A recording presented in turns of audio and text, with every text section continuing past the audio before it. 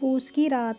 हल्कू ने घर आकर अपनी पत्नी मुन्नी से कहा, घर में जो रुपए रखे हैं उसे ले आओ। सहना आया है, उसे दे देता हूँ ताकि उससे पीछा छूटे।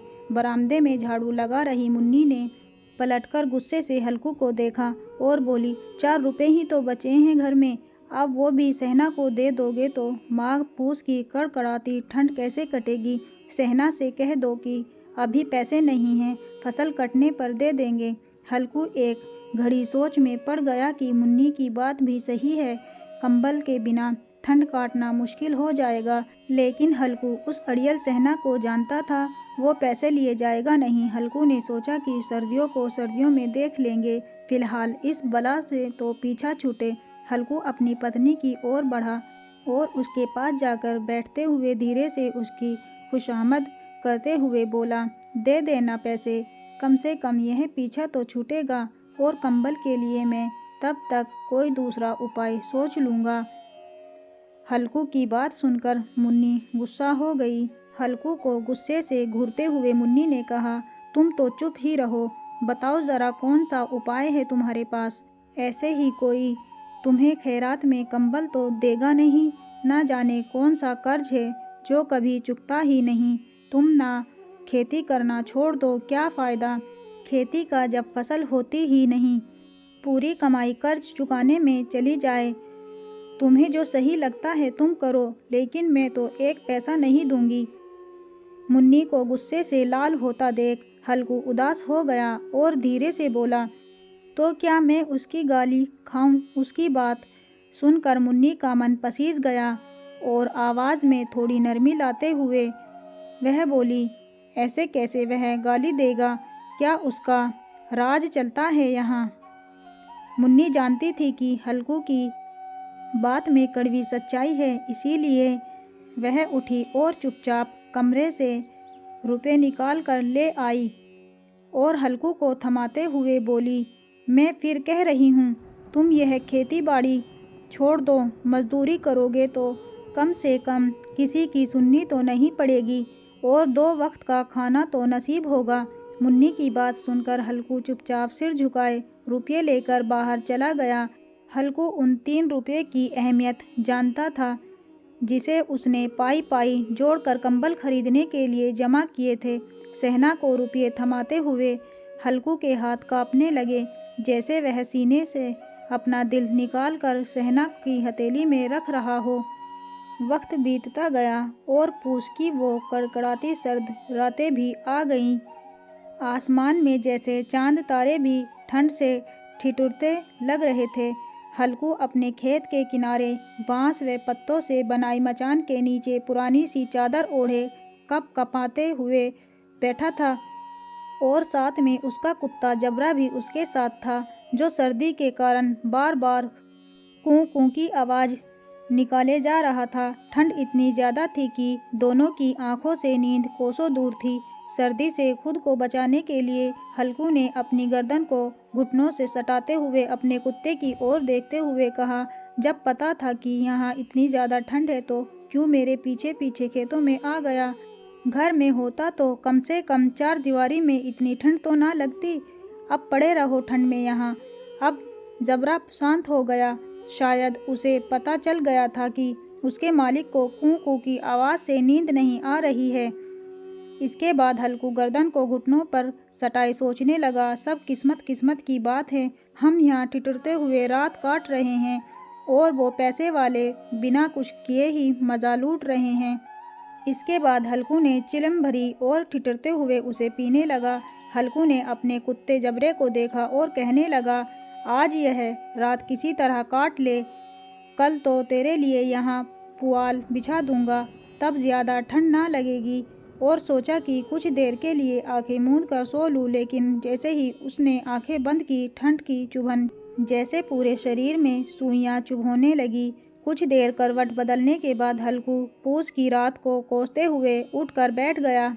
जब सब कुछ करने के बाद भी ठंड जाने का नाम ही नहीं ले रही थी, तो हल्कू ने पास बैठे अपने कुत्ते को उठाया और उसे गोद में लेकर लेट गया। ठंड से बचने के लिए जबरे के शरीर से आ रही दुर्गंध को भी हल्कू ने नज़रअंदाज कर दिया। जबरे को भी गर्माहट मिल रही थी और उसने भी आंखें मूंद ली थी और सोने की कोशिश कर रहा था कि तभी जबरे को कोई आहट सुनाई दी और वो एकदम सावधान की मुद्रा में खड़ा हो गया। जबरा अचानक मचान से बाहर निकला और इधर उधर दौड़ते हुए ज़ोर ज़ोर से भौंकने लगा।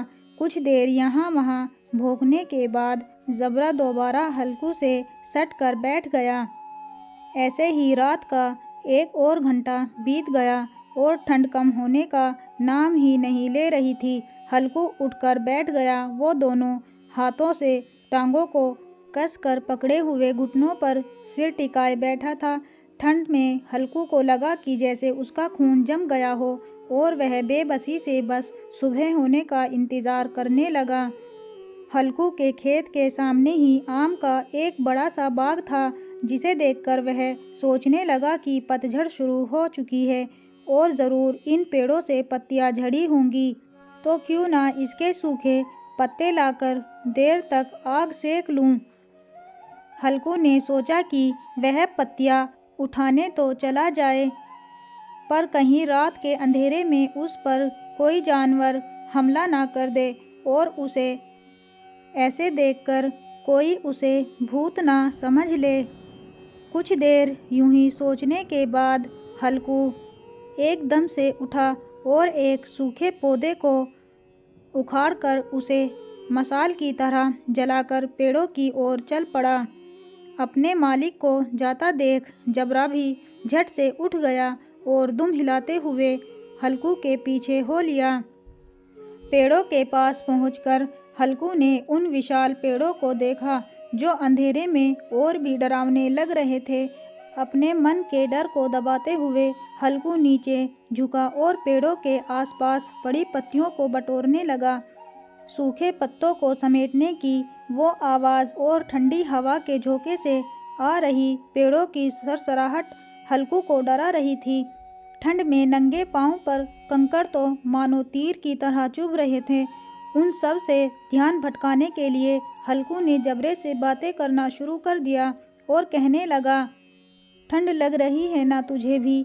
बहुत ठंड, बस थोड़ी सी पत्तियां और इकट्ठी कर लेते हैं, फिर दोनों खूब आग सेकेंगे। हल्कू जितनी पत्तियां समेट सकता था समेट ली और मचान की ओर चल पड़ा। मचान के बाहर पहुंचकर हल्कू ने पत्तियों में आग लगाई। देखते ही देखते आग धधकने लगी और उसकी लपटें पेड़ों को छूने लगी। हल्कू और जबरा वहीं आग के पास बैठ गए। हल्कू अलाव में कभी अपने हाथ सेकता तो कभी पाँव, तो कभी आग की ओर पीट कर बैठ जाता। जबरा भी आग के पास पसर कर लेट गया और उन लपटों को देखने लगा। हल्कू जबरे की ओर देखकर कहने लगा, कहा था ना मैंने, अलाव जलाते ही ठंड नहीं लगेगी, अब सेक ले जी भरकर आग। कुछ समय बाद वो आग की लपटें जैसे कहीं गुम हो गई और पत्तियों का ढेर सिमट कर राख में बदल गया।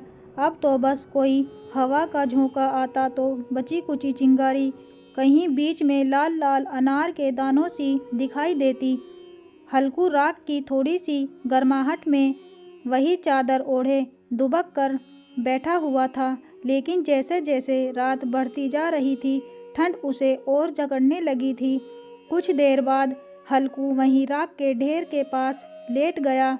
हल्कू को नींद आने ही वाली थी कि जबरा फिर से अचानक उठ गया और खेत की ओर जोर जोर से भौंकने लगा। हल्कू के कानों में भी कुछ आवाज़ें आ रही थी, जैसे जानवरों का बड़ा झुंड खेतों में घुस आया हो और उसकी फसल चर रहा हो। जानवरों की हलचल की पूरी आवाज़ें हल्कू के कानों में पड़ रही थी। हल्कू आंखें मूंदे ही सोचने लगा कि जबरे के होते हुए आखिर कोई जानवर खेतों में कैसे घुस सकता है। ज़रूर मुझे कोई धोखा हो रहा होगा। हल्कू ने आंखें खोले बिना ही जबरे को आवाज़ लगाई, लेकिन जबरा खेतों की ओर मुंह किए ज़ोर ज़ोर से भौंकता रहा, पर उसके पास नहीं आया। कुछ देर बाद खेत में चरने की आहटें तेज हो गई और अब हल्कू को पूरा यकीन हो गया कि खेत में ज़रूर जानवर घुस आए हैं। अपने आलस को झकझोरते हुए हल्कू आधे मन से उठकर बैठ गया। इस कपकपाती ठंड में उठकर खेत में जाना और फिर जानवरों को भगाना उसे बेहद मुश्किल सा लग रहा था। हल्कू वहीं बैठे बैठे जबरे को आवाज़ देने लगा। हल्कू की आवाज़ सुनकर जबरा और भी ज़ोरों से भौंकने लगा। खेतों में नील गाय का झुंड घुस आया था, जो पूरी तैयार फसल को चरने के साथ ही उसे तहस नहस किए जा रहा था। जबरा अपना गला फाड़ फाड़ कर भौंके जा रहा था, जैसे उन्हें वहां से चले जाने को कह रहा हो। इस बार हल्कू ने पक्का इरादा करते हुए खुद को समझाया और चादर को शरीर पर लपेटते हुए खेत की ओर जाने के लिए कदम बढ़ाने लगा। हल्कू कुछ कदम ही चला था कि अचानक तेज हवा के झोंके ने उसके कदम रोक लिए। हल्कू को ऐसा लगा कि जैसे किसी ने सैकड़ों सुइयां उसके शरीर में चुभो दी हो और उसका पूरा शरीर अकड़ गया हो। हल्कू दौड़ता हुआ राख के ढेर के पास लौट आया और पास पड़ी लकड़ी से उसे कुरोदने लगा ताकि उसके शरीर को कुछ तो गर्माहट मिले। जबरा खेतों के पास भौंकता रहा और हल्कू उस राख के ढेर के पास सिकुड़ कर बैठा रहा, जैसे उसे किसी ने जकड़ रखा हो। नील गाय के झुंड ने देखते ही देखते पूरे खेत को तहस नहस कर दिया। हल्कू उसी राख के ढेर के पास चादर ताने सो गया और जानवरों के जाने के बाद जबरा भी हाँफते हुए हल्कू के पास आकर बैठ गया। सुबह जब हल्कू की आंख खुली तो दिन चढ़ आया था और धूप निकल आई थी। सामने बैठी मुन्नी उसे गुस्से से घूरते हुए जोर जोर से कह रही थी, दिन भर सोए रहोगे क्या? उठकर देखो तो सही, जानवरों ने पूरी फसल का क्या हाल कर दिया। अब हम क्या करेंगे? तुम्हारे रात में खेत में होने का क्या फ़ायदा? अगर चादर तान कर सोना ही था तो घर पर ही पड़े रहते। मुन्नी को चुप होते ना देख हल्कू धीरे उठा और उससे पूछा, क्या तुम खेत से होकर आ रही हो? क्या सच में हमारी पूरी फसल बर्बाद हो गई है? मुन्नी ने गुस्से से जवाब देते हुए कहा, हाँ, सब कुछ खत्म हो चुका है, हम तबाह हो चुके हैं। हल्कू जानता था कि मुन्नी ऐसे चुप ना होगी, तो उसने बहाना बनाते हुए कहा, तुझे तो बस खेत की पड़ी है। मैं यहाँ रात में मरने से बाल बाल बचा। रात को मेरे सीने में इतना तेज दर्द उठा कि मैं हिल भी ना पाया। यह तो मैं ही जानता हूँ कि दर्द के साथ मैंने कड़कड़ाती ठंड के बीच रात कैसे काटी है। हल्कू की बात सुनकर मुन्नी कुछ ना बोली। फिर दोनों खेत के पास आ गए और बुरी तरह रोंदे हुए खेत को देखने लगे। खेत की दुर्दशा देखकर मुन्नी के चेहरे पर उदासी छा गई और वह मन ही मन सोचने लगी कि अब गुजारा कैसे होगा। पर हल्कू के चेहरे पर एक अलग शांति थी। मुन्नी ने चिंता जताते हुए हल्कू से कहा, लगता है अब मजदूरी करके ही दिन काटने पड़ेंगे।